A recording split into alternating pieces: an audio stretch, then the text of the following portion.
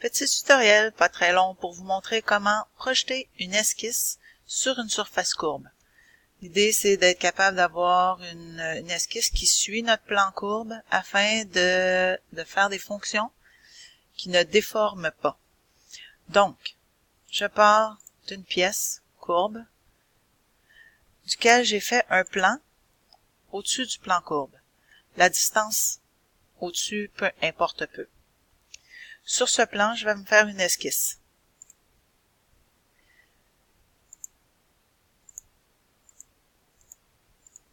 Vous pouvez mettre les contraintes que vous désirez.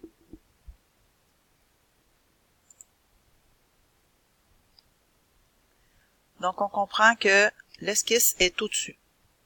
Maintenant, ce que je veux faire, c'est projeter cette esquisse-là sur ma surface courbe. Pour faire ça, je vais aller dans Insertion, Courbe, Projeter. Mon esquisse était déjà sélectionnée, donc il l'a pris par défaut. Si c'est pas déjà sélectionné, vous allez le chercher par ici ou encore en cliquant sur votre esquisse. Et maintenant, la surface que je veux que ça suive, qui est identifiée ici en rose. Attention, quand souvent c'est choisi comme si je voulais projeter par l'autre sens. Donc, attention au sens de projection, sinon il va me dire que ça fonctionne pas. Donc, inversez le sens de la projection. Vous devriez être en mesure de voir la simulation de cette courbe, de cette esquisse sur la courbe. Un coup c'est fait, OK. Vous voyez, c'est exactement la même courbe appliquée, la même ligne courbe appliquée à mon plan courbe. Donc, je peux cacher pour l'instant mon plan. Donc, il me reste cette esquisse-là qui suit mon plan courbe maintenant. Ce que je veux faire, c'est être capable d'appliquer une fonction à cette ligne, à cette esquisse-là. Évidemment, vous vous souvenez, quand on fait ça, on va se servir en fait d'un balayage.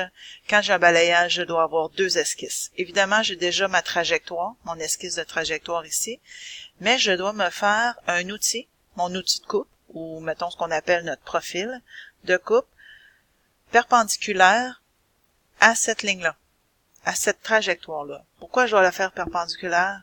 En fait, c'est pour éviter la déformation. Ce que je veux, c'est que ça suive bien tout au long de ma courbe la même forme.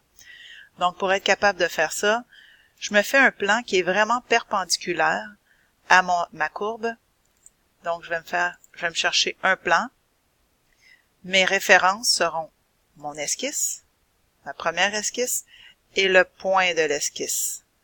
Donc, je me retrouve à avoir vraiment un plan très, très, très perpendiculaire à cette trajectoire-là. C'est sur ce plan-là que je vais venir dessiner mon profil. Je me fais une esquisse. Encore une fois, vous faites la forme qui vous convient, ce que vous devez aller chercher. Mettez les contraintes que vous avez besoin. Et par la suite, j'ai ici mon profil, ici ma trajectoire.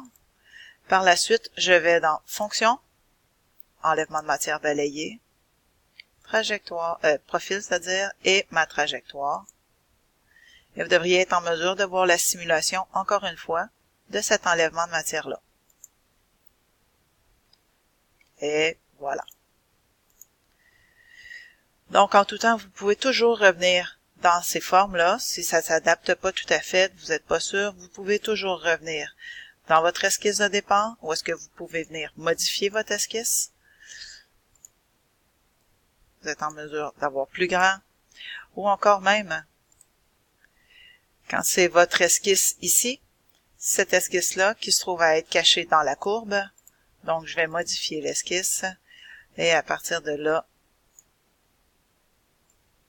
je suis en mesure de pouvoir modifier la courbe à ma guise. Et voilà.